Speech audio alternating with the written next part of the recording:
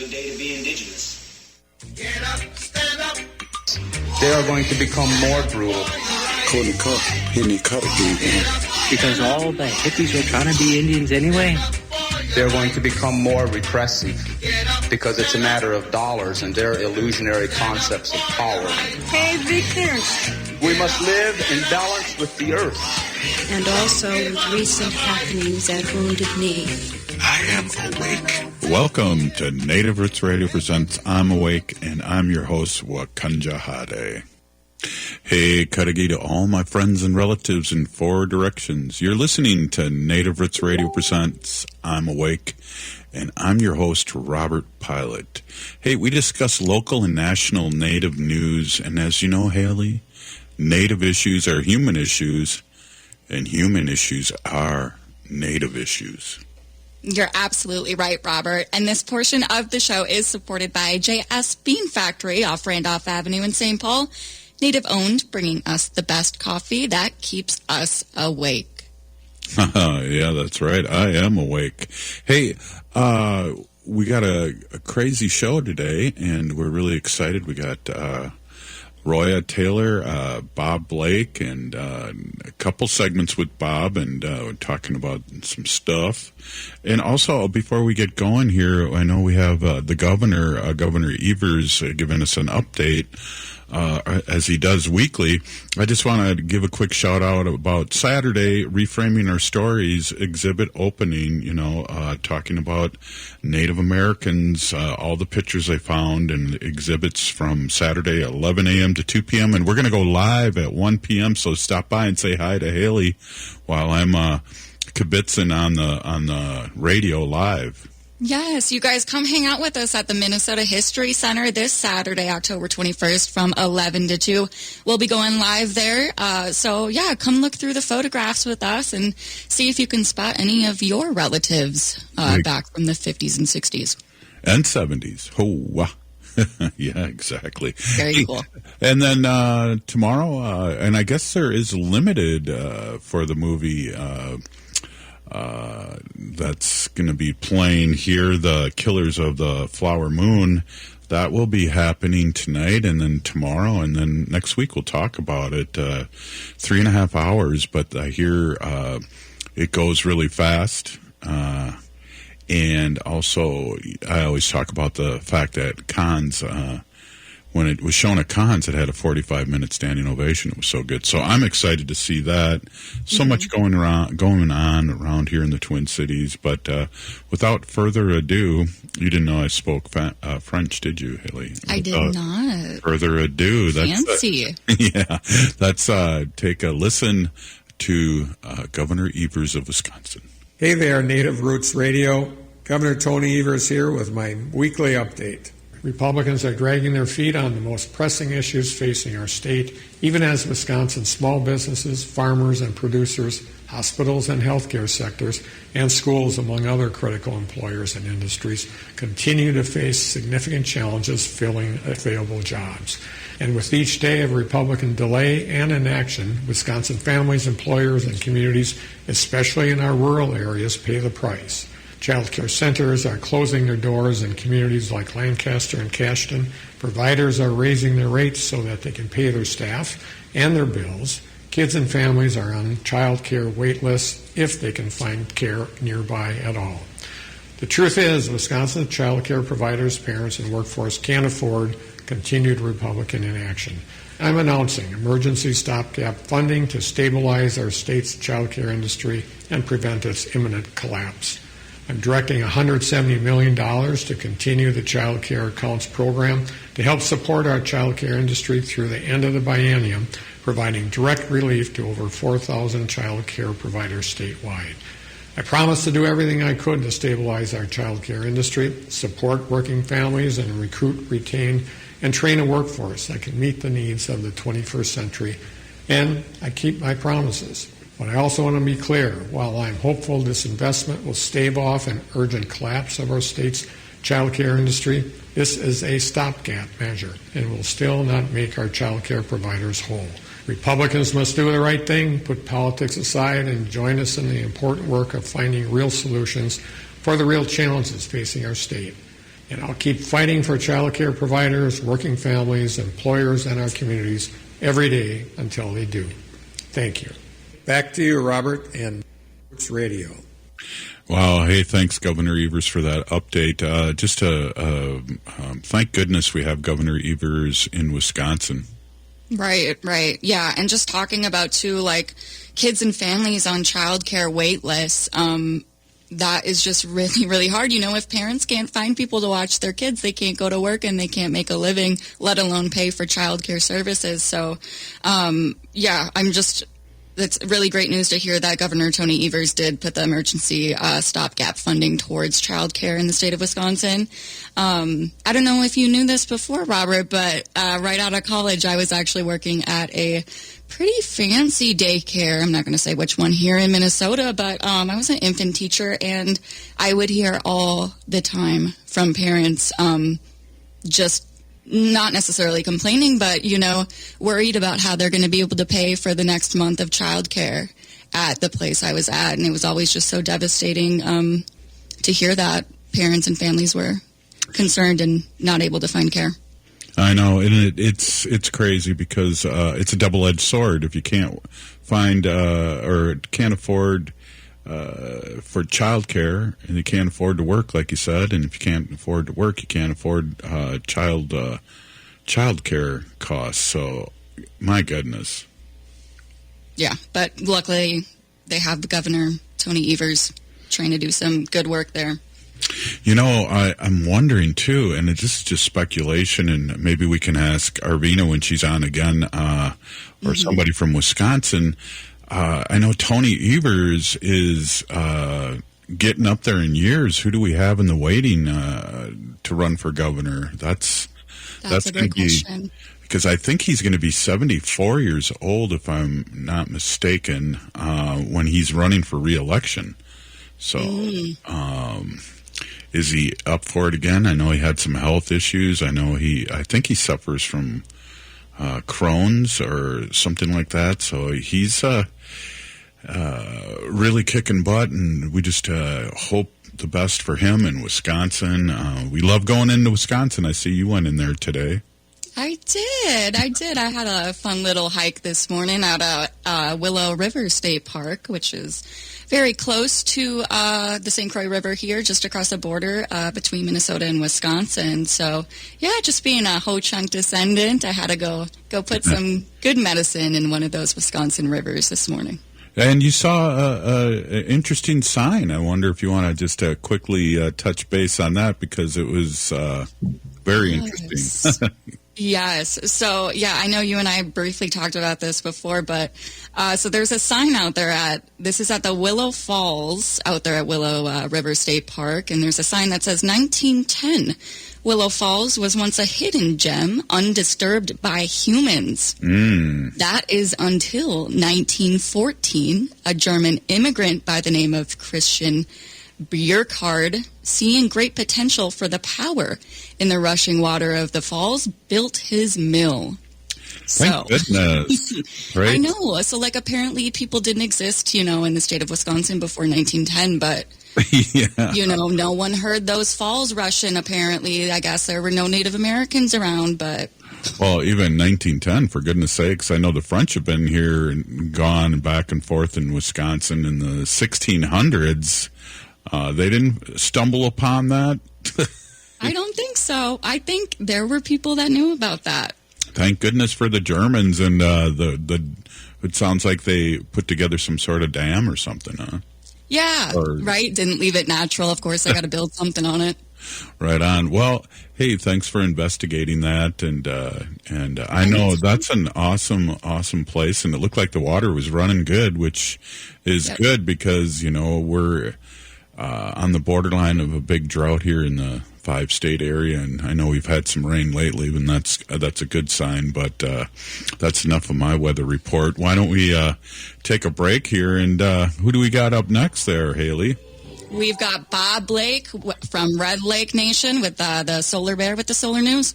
Right on, and then in between that we have Roya Taylor of KFAI stopping in and giving us an update of what's happening around the Twin Cities and a little bit about his radio show. Yeah. Yeah, very good stuff. All right. Hey, we'll be right back. This is Native Roots Radio presents I'm Awake. Stay with us. Getting bus and train information in your language just got easier. Customers who call Metro Transit at 612-373-3333 are able to select language options at the start of the call. Access Next Trip, their automated real-time schedule information tool, and other Metro Transit assistance by calling 612-373-3333. For more information about other transit informational tools, visit metrotransit.org/tools. Be a vaccinative. As the fall season continues, new COVID-19 variants threaten the health of not just you, but our elders as well. These new variants might even evade previous vaccines. That's why it's important to stay up to date. The newly authorized vaccines target current variants effectively and are FDA approved for ages 6 months and older. But there is an important note. These are the first COVID vaccines to be commercialized, which means there may be costs associated with them. Speak with your health insurer about your coverage before scheduling an appointment to avoid a surprise bill. For those without health insurance, help is available. Ask your health clinic about options or visit vaccines.gov for free locations. Getting vaccinated protects you from severe disease. Don't put yourself or elders at risk. So be a vaccinative and protect our community. You can visit vaccines.gov for free vaccine locations. This message is brought to you in partnership with the Minnesota Department of Health. The Guthrie Theater presents For the People, an irreverent new comedy born of the Twin Cities Native community. In the play, April Dakota dreams of opening a wellness center on Franklin Avenue to serve the Native community. She's counting on a grant to make it happen, but when her presentation goes sideways, she's forced to make a decision that puts the community and her culture at risk.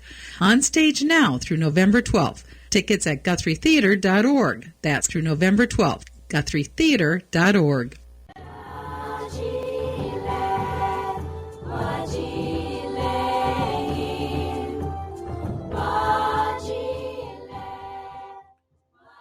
Hey, welcome back to Native Roots Radio presents I'm Awake. This portion of the show is supported by Native Roots Radio Network on Patreon. Support honest Native news from natives themselves. Native Roots Radio Network on Patreon. Honestly honest, I like to say here on Native Roots Radio. And we have a special guest, as always. I feel like his special is Robert Blake, and he's the owner of Solar Bear and also CEO of Native Sun, nonprofit solar company. And we're always great to have Robert on here, but we're going to stretch it out a little bit today. We're going to have Robert on a couple segments here, but we wanted to talk a little bit about, again, like we did yesterday with Senator Agard from Wisconsin, we want to talk a little bit about what's happening here, good and bad with the marijuana. And Bob, you're Bob Blake from Red Lake, and your tribe's selling legal cannabis in a good way, and we're first on there, and we really support this economic development in this tribe, in your tribe. Yeah, Robert, thank you. I think that's incredible that all this is taking place, and probably should have taken place a long time ago. But I think about that group of kids that were on spring break. I think it was last year or the year before. They were in Florida, and they bought that laced marijuana with fentanyl. Yeah, and they died. And I really feel like if we're gonna have this, this has been happening for years. Kids have been smoking, marijuana and whatnot for years, but I just don't want people to die for wanting to, I guess, partake in which has been kind of like a natural, right, in growing up, know what I mean? And these kids, died from that. So, I think Red Lake taking the lead on this and getting kind of out of the gate first of this, and I think that individuals that are old enough to purchase and use recreationally, safely, I just think that is really good for the industry as a whole, Mm-hmm. And so I wholeheartedly support Red Lake and all tribal nations that want to be involved in this industry. Especially, Robert, when you consider that, let's be honest, that Black and brown people, BIPOC communities have borne, the biggest, the biggest brunt of this during the drug wars. Right, the drug wars. And remember, our friend Bill Clinton did 3 strikes and you're out. And there's a lot of people that are in prison right now that you might have been their 3rd strike, might have been selling marijuana, and that was a bad thing that happened, and it happened directly with BIPOC people. Well, yeah, absolutely. And, kind of interesting, Robert, I've been asked to sit on a panel that's going to be coming up. And I don't have all the details yet, but, we're going to be talking about this issue. And I think that one of the things that, is of concern, especially in BIPOC communities, is outside corporate interests that want to be in this industry, and take then the proceeds out of state, right? And that wasn't, and those aren't the communities that have suffered the most. You know what I mean? So, right. I really do believe that there needs to be some type of, that this conversation does need to happen. I'm glad that it's being formed right now. Mm-hmm. From the way that I understand it, it's St. Paul College that's forming this conversation. So, I'm really excited to participate in this and really give my opinion on it. But, it really is, I think an equity issue, and it really is, it's about doing what's right, when it comes right down to it. So I hope to see that this industry, take the necessary precautions to legitimize itself, through continuing education, through certifications. Those are things that I've been in conversation with. And, so I hope that those types of steps that we're taking, as community members from these communities that have been most affected by it, really get heard up at the Capitol, when they're making these decisions on who gets licensed and who doesn't get licensed in the state. I feel like that was kind of part of the promise, at least when I've had people talking about on my radio show, is to include BIPOC communities because they were highly affected by this, whether, we have per capita more Native Americans in prison than any other group of people. And then I'm sure the next is African Americans. And, this to me, if I think I have a good memory, but this to me was part of the promise here in Minnesota. And I think, and I think that those promises are, I hope are going to be kept. I don't want to say that they're not, you know what I mean? Mm-hmm. But, I think that this is a way, for us in our communities, who have been affected by this, to really advocate and really remind the powers that be that, those promises were made. Mm-hmm. And we want to be a part, of, the maturity of this industry. And we want to see those benefits, directly support those communities, like I've said before, that have been most affected. And I think that one of the ways that we do that is through, certifications, through this education, through this legitimizing the industry that, you need to hold a certain, something to be working in it. You need to be licensed by the state, something like that, right? Continuing education, I mean, we have, my hairstyle, I go get my hair done, Robert, and looks yeah, good. and she has to go and sit through continuing education. Right. You know what I mean? I mean, we are, and so we are, letting, individuals, purchase, a form of hallucination, that should be, someone doing that should probably have a license or something. So that's why I say, like, I think that's going to put it, to me, in my opinion, that allows the legitimacy to happen in this industry, and also the ability for, I'm speaking just for myself, Robert, but I think that the local ownership and the dollars that stay in our state and support our communities, more. Well, I don't want to get into a situation, and this is probably spitballing a little too much, Robert, but I don't want to get into a situation where a foreign company comes in like a pipeline and doesn't care about the economy. I don't want a out-of-state business to come in here and take profits, like you said earlier, out of state. I want this to be homegrown in more than one way, not just as cannabis, but also homegrown in the BIPOC community and businesses. We deserve that right. Again, we were affected the most and have been affected the most legally, and it's just the right thing to do, and we need to keep on talking about that. And it sounds great that you're going to be able to speak on that in the symposium.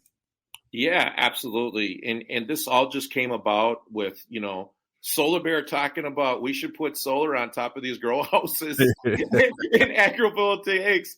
And then we started talking more, and then I heard about an outside corporation that is, up in the northeastern part of the state, that it's buying up massive amounts of land to house growing houses. And it just dawned on me, Robert, that I was like, this really is not what I think, the state of Minnesota saw when they was doing all this. And our lawmakers can't see all the angles, right? But I think like I said, we mature, I'm starting to see that we need to be able to have some type of certification, some type of education around this, so we can legitimize the industry, and then, allow for our, residents to, participate and hold these in that, be one of the milestones that anybody who wants to participate in this industry has to, abide to. Absolutely. And I just, it reminds me of predators, that come in during a hailstorm, or people outside if there's a tornado, and we need to license our local people, and not these big conglomerates that really don't care about the community and care about, like you said, the education that has to come with getting a license like this. Yeah. And I hope, Robert, that, we continue to have these conversations, and as soon as I find out exactly when the symposium is, I will let you know, Robert, and then you can announce it on the show. Absolutely. Hey, Robert, we're going to take a break between you and I, and we're going to have Roya on with us the next segment, but we're going to end the show with you again. So hold on, stay with us. You're listening to Native Roots Radio presents I'm Awake, and we were just talking with Robert Blake of Solar Bear with the cannabis news, and then later on the show it'll be with the solar news. We'll be right back. Stay with us.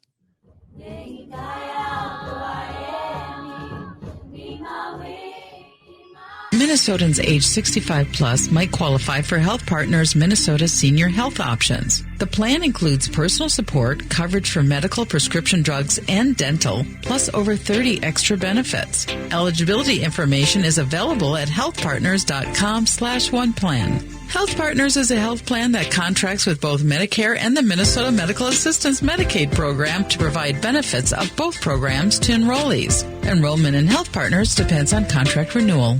Minnesota has the only original wolf population in the continental United States. And 80% of Minnesotans believe the wolf should be protected. Howling for Wolves is asking Minnesotans to respect our true wildlife manager, the wolf. Their survival is critical to our ecosystems, our communities, and even our economy. As highly intelligent animals with strong social bonds, Minnesota wolves deserve to be protected and admired. Learn more at howlingforwolves.org. Let's live and let howl.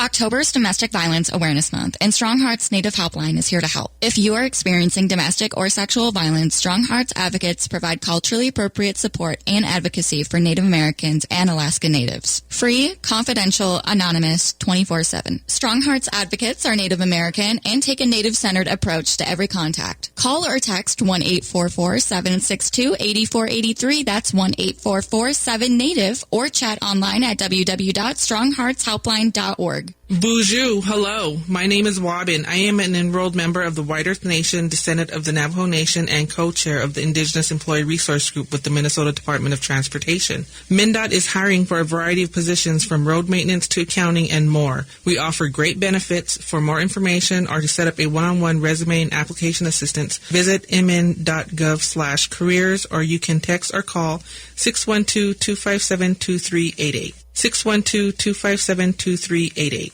In this critical time for Indian country, voting is crucial to protecting the land, water, and communities. Voting creates collective power in securing our planet's future amid climate chaos. Engage in personal conversations with loved ones to ensure they are making informed voting choices. Register to vote. And don't forget that 16 and 17-year-olds can pre-register to vote in Minnesota.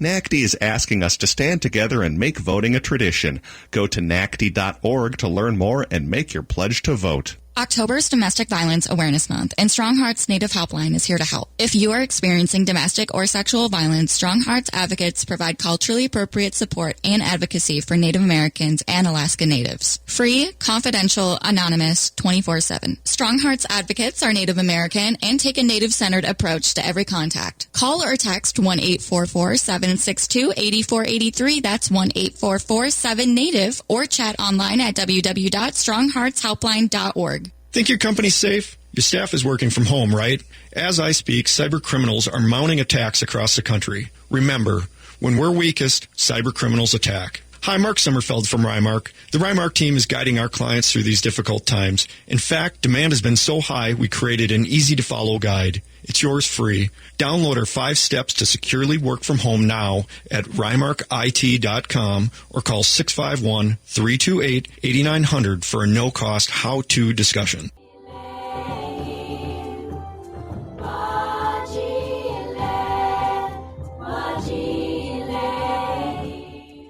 Hey, welcome back to Native Roots Radio presents I'm Awake. This portion of the show is supported by Howling for Wolves, protecting wolves for future generations. How? Hey, we are here with Roya Taylor, and Roya's at the KFAI studio here, and she's chiming in here, and we wanted to get Roya on and talk about what's going on, one, with her show, and two, what's going on in the Native community. So I thought it'd be a good time to reach out to Roya and say a big ahoo. Hey, welcome to Native Roots Radio, Roya. Oh, thank you, Robert. You two caught me flat-footed there. I was going to try and howl in unison with you. I forgot about that at the beginning of every episode there, so I missed that. You'll just have to have me on again sometime. At least I wasn't singing, so nobody wants to do that. Anyway, Halito and Noah and Kari to all my relatives out there across Turtle Island. That's why I always start my program every week here at KFAI Fresh Air Community Radio, KFAI.org. You can always stream it there and then pick us up on the broadcast from the 24/7 schedule on Friday nights at 6 p.m. Turtle Island time, or Central Daylight Time as we still call it here. So. Yeah. And Roya, talk a little bit about your show before we get into what's happening in the community. What do you do on your show? I know I've had the great privilege of being on your show a few times, and we were together at the fair. Yes. Yeah, Robert was my date for the evening at the fair. Yeah, we did a 2-hour block there where we combined or blended my hour at 6 and Robert's hour at 7 here on KFAI. If anybody didn't realize it, but Robert, Native Roots Radio, I'm Awake, the best of from the previous week, always airs at 7 p.m. here at KFAI 90.3. in Minneapolis. So we did that combined show. We had a great time. We had some great music, some great guests. Yeah, I actually listened to that one, Roya, and I think we lost you there for a sec. But I remember I did listen to that 2-hour special that you guys did together, and you really put me on to some Buffy St. Marie. So I got to give you a shout out for that. I love that. No, Gangladesh or whatever she said. Yeah, I was gonna say Gilgamesh, but that's wrong. Yeah. So, yeah, that was a good old classic there. So glad we could do that. But yeah, my program is on preceding Robert's every Friday night, 6 p.m. In fact, tomorrow night, I'm just working on finishing up. We're going to do, my spouse and I do an irregular or occasional, however you want to refer to it, a movie review program. So we're highlighting a couple of new films and then maybe I don't know if it's a classic yet, but it's an older one from 2008 and then one from 2018. So you may, people have to tune in to hear more about that. Our take on whether these are worth spending the time, the dime, and maybe finding it on their streaming service. Yeah. Well, we got a big movie coming up. Yes. Wendy and I have tickets for Friday night to go see Killers of the Flower Moon. Yeah, the Robert Pilot or Bobby P story. Yeah. Yeah, right. We all wish we were Osage, right? Well, back in then, it was a little scary, but after that, it sounded pretty good. Yeah. We So have that's the show, I guess. Hoping to try and get you back on maybe next week when we do some more fundraising here at KFAI. So we're in the commercial band of the what do they call that? The ether, I guess. Yeah. Well, and it's getting to be fundraising time too at the KFAI, and it's always good to support that great station. And I feel honored about putting the best of on that station once a week. Yeah, so do we. I'm glad you're on that 24/7 schedule. And of course, people can go to kfai.org and pick it up for up to 2 weeks in the archives. They just have to go back to the I can't remember how it's loaded up, but just go to kfai.org and then you click on archives, and then you have to go day by day. So that's every Friday, and you'll see Good Medicine at 6, and then Native Roots Radio, I'm Awake presents at 7. Well, Roya, we went and saw For the People, and there's a big article, a Q&A with you in there. Yes. I was like, wow, I know this person. Yeah, it was in the playbill. I did that interview about a month ago. I had been involved in helping the Guthrie and Ty Defoe and Larissa Fast Horse with Indigenous Direction. Although it's interesting because Larissa's on the West Coast and Ty's on the East Coast, so I don't know which.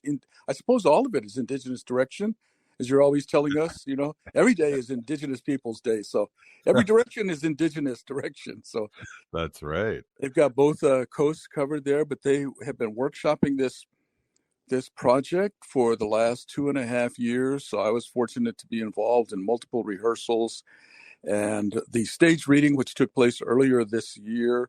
And then they've been able to bring it to fruition here with the Guthrie's collaboration, and it's now being shown on the Proscenium Theater. Mm-hmm. So, you know, for those of us as Native actors and Native performers, you know, you always have that. The Guthrie's kind of standing there as a regional jewel of theater, and so it's great that this story is now being told. It's about Franklin Avenue. It's called For the People, and it stars many different Native actors from both coasts, most notably Wes Studi. Right. And we have 3 local actors: Adrian Zamiga January, who's Lakota, and Ernest Briggs, who is from White Earth, and Nathaniel Two Bears, I believe he is Hotuk. Yeah. He's people of the Sacred Voice, and he plays Sage. I like how Wes Studi's character is Herb Ogishik. Ogishik. There's a O in there, like he's Irish. Yeah, that was the joke when we were running it in script, refinement. I think that line was originally in there. I think they took it out. So Yeah, I didn't hear. It was pretty fun. And two, you need to be careful, Roya, if you're in the front row, because there is a raining. don't I mean, spoiler alert. Yeah, that's one of the big surprises. I remember that from the stage reading. Of course, we didn't have special effects. This was at the Indian Center, so I understand it's gone off really well. People really appreciate that at the end. So I haven't seen it for myself yet. I'm hoping to maybe see it tomorrow night or certainly sometime soon.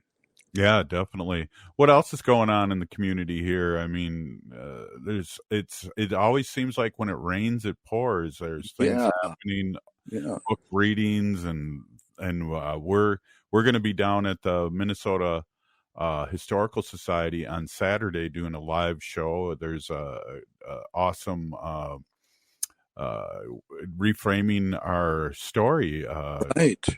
And we'll be down there interviewing people and just having a good old time Saturday.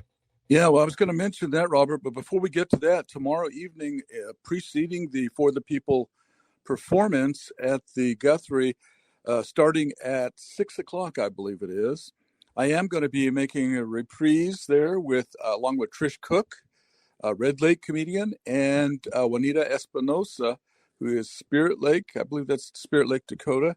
And we're going to be telling stories about Franklin Avenue from our recollection, our memories. In fact, I just met with the two of them this morning. We had coffee and breakfast and just had a good old time and visiting together and kind of laying out the storytelling order and what we were going to wear and sharing with you. I got to go get my hair done, nails, makeup and all that. So anyway, that's it.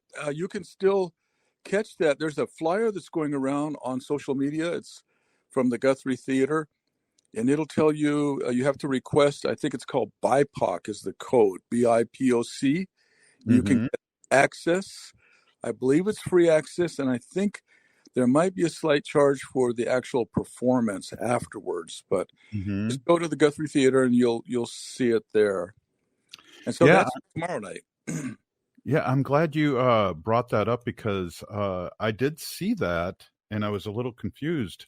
So that's another thing that's happening there. Well, that's for people like Haley's age, these younger Indigenous Native folks.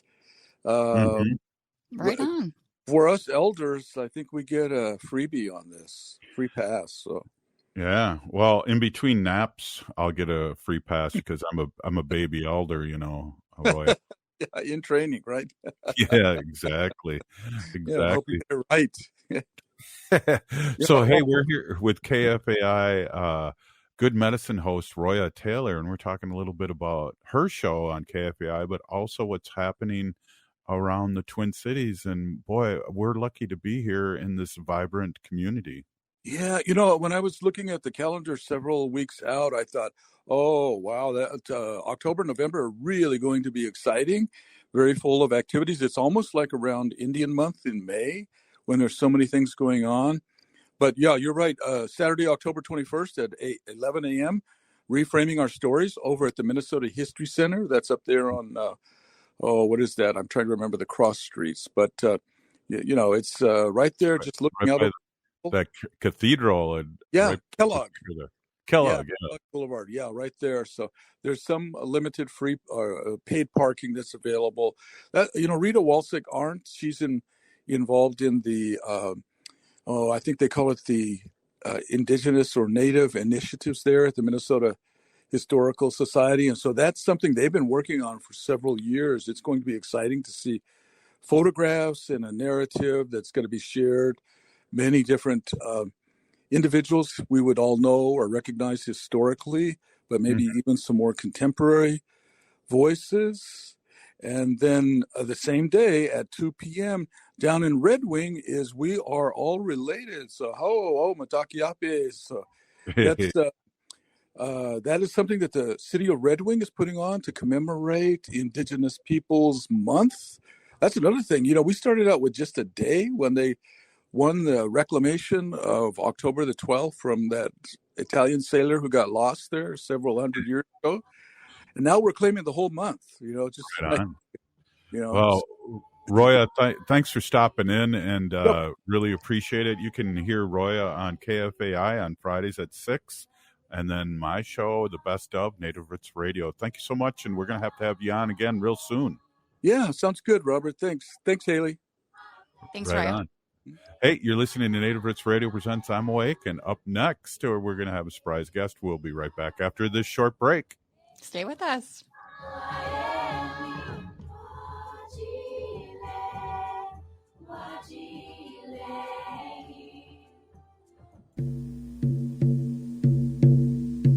When we heal from our traumas, when we face our fears, let go of our addictions, when we relearn our values, when we live our teachings, respecting our elders, cherishing and honoring our children, when we honor and take care of our spirit, there will be no room left for sexual violence.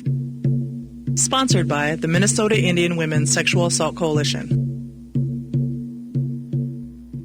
Getting bus and train information in your language just got easier. Customers who call Metro Transit at 612-373-3333 are able to select language options at the start of the call. Access Next Trip, their automated real-time schedule information tool, and other Metro Transit assistance by calling 612-373-3333. For more information about other transit informational tools, visit metrotransit.org/tools. Back to school season is here.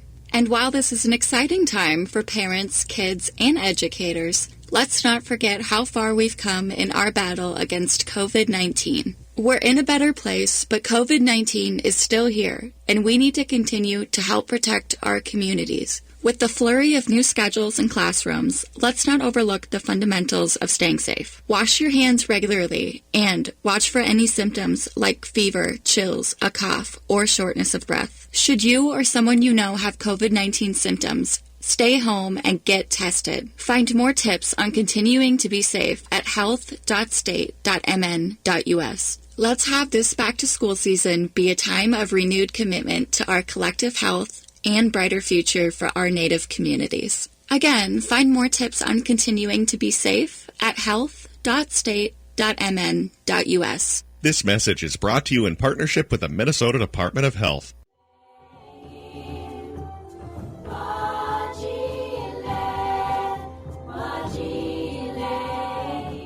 Hey, welcome back to Native Roots Radio presents I'm Awake. This portion of the show is supported by the Minnesota Indian Women's Sexual Assault Coalition. Hey, we're here with Robert Blake as promised with the Solar Bear with the Solar News. Welcome back, Robert. Hey, thanks, Robert, for having me. Yeah. Yeah. Okay. Well, you're wearing two hats today. We were just listening to Robert Blake with the cannabis news, and now we're with Robert Blake with the Solar Bear with the Solar News. So hit us with the solar news. Well, Robert, there's a lot happening in the energy transition, right? And one of them is clean hydrogen. And so this is going to be another kind of, part of that, transition that's going to be happening with electric vehicles, hydrogen vehicles. This will be powering like, take for instance, like big semi trucks, right? Mm-hmm. Airplanes, wow. Things like that, right? So what had just happened is the U.S. Department of Energy is investing $7 billion in America's first regional clean hydrogen hubs. There's 7 across the nation. I believe there's Minnesota, Iowa, Wisconsin, I think, in Illinois, maybe. And it's the deployment of low-cost clean hydrogen, kickstarting a national network of clean hydrogen producers, consumers, and infrastructure. Now, the one thing that, Robert, like I think kind of in the last, segment we kind of talked about is, corporate money kind of taking over. And what I would advocate for on this, or what I would hope, is that in each of these regions across the country, that the benefits from that particular hydrogen development go into those regions. You know what I mean? Mm-hmm. And so what I don't want to happen, and what I'm afraid is going to happen, is that these hydrogen hubs and all of this infrastructure that's being developed to basically do this is then going to be sold to the oil companies. Exactly. And I think that the oil companies see this play, and this is part of, kind of their angle, and what they want to do is take over this market and then buy this infrastructure for pennies on the dollar. Kind of something similar that happened during, the credit crisis and the big banks, and the way that, they were bailed out and they paid pennies on the dollar, right, for all this. Mm-hmm. So I kind of see the same, I don't want to say steal, but situation kind of emerging. And I would want everybody to know that they heard it here first on the Solar Bear with the Solar News on the Native Roots Radio Network, that we need to, as the public, need to advocate that this is not what happens. When you're talking about that, I think of, and I could be totally wrong, but I feel like there's too many laws against us grabbing free energy as it is. I mean, why can't I have a nice size windmill where all this wind is happening by my house to save in batteries, but it's against the law to have something like that in the city. Right. Yeah. And I think, and that's a great, because when I think about tribes and their ability to lead in this transition, they don't have all of those rules. You know what I mean? And when we're faced with the crisis that we're being faced with around the planet, around the world, this really does, it can't have all this red tape. You know what I mean? If we're going to find the different solutions. So I think you're totally right, Robert. And we really have to look at a multifaceted way of that. We're going to all consume our energy, whether it be wind, a combination of wind, solar, hydro, what have you, geothermal, because, and like you said, the rules doesn't allow you to do that. Right. And so, that's where, like I said, tribes are really going to be able to make inroads, as they create their own tribal utilities. They'll be able to create market share, grab market share. And this is going to be a big opportunity for tribal nations in the future to be a part of. Yeah, I think the hit is too, and we talked a little bit earlier in the show about Red Lake and being a sovereign nation, and to remind our listeners what a sovereign nation is. It would be like the United States dealing with France or England. We're a sovereign nation, and we have our own laws and our own police, and of course our people live there. So there's things that we should be able to do if and not have to ask for permission, especially when it comes to solar and wind. Yeah. And so one of the things too is that, like big investor-owned utilities, like say Xcel Energy, right? Mm-hmm. They have a thing called the franchise agreement. And they have a franchise agreement with the city of St. Paul for 20 years. That's what they signed with them. Now, they only have a franchise agreement with the city of Minneapolis for 10 years. But when I think about that, there's been reports from people that said that, well, Xcel Energy doesn't really listen to my complaints on St. Paul's side. People in Minneapolis say, well, they listen to my complaints. Maybe it's because they have 10 more years. Right. So it's things like that, right? Like I think we have to rethink, you know what I mean? And that's going to come from city governments, and that's going to come from the voters, right. And so, hey, but Robert. Also coming from education, from what you're doing and talking to us about, this would not be my radar unless we're talking about it here. Right. Someone told me at a community event that I was speaking at, they were like, Xcel Energy has an agreement with the city of St. Paul for 20 years. And I said, yeah, you think the Xcel Energy Center in downtown St. Paul is on accident?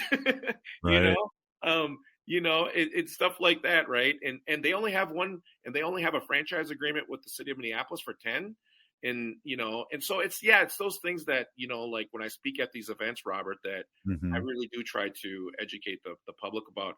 Hey, Robert, I want to jump to a story around electric vehicles. And I really think this is important because it's about unions. It's about the biggest Ford plant in the country. And it's basically the United Auto Workers in Chicago. And this is Ford's longest running manufacturing plant, Robert. But get this. They are wondering if they're going to be able to maintain job security as we transition over into this electric vehicle market. So this is really going to be something that's going to be at the forefront, I think, of unions, and especially with the big three, because here's the thing: these electric vehicles are going to last longer, right? And they're going to go longer, and so there is going to be that where we're going to have to figure out how do we get our auto workers, how do we get our workforce retooled in other aspects of this transition, So I think this is a really interesting piece, and I think it's going to be a bigger story down the line. Well, Robert, what about I think of that, and it's the same thing with watches. I have to get a new watch every 2 years. I think just because there's more and better technology on the phone or the watch, and hopefully these companies can see that and make it affordable that we can get a new car every 2 years because it's a cool thing, or there's things helping it. But yeah, we got to stay tuned to that. Hey, Robert, thanks for being on twice today. And that's, go ahead, say it. It's the Solar Bear. It's the Solar News with the Solar Bear. Right on. Hey, Peeny Gigi, thanks for everyone being on the show. If you're listening to the show, you are part of the resistance. From Chief Plentycoops, the ground in which we stand on is sacred ground. It is the blood of our ancestors. We need to resist, divest, join a group, run for office. We're still here. We are the seventh generation. And free Leonard Peltier. Now.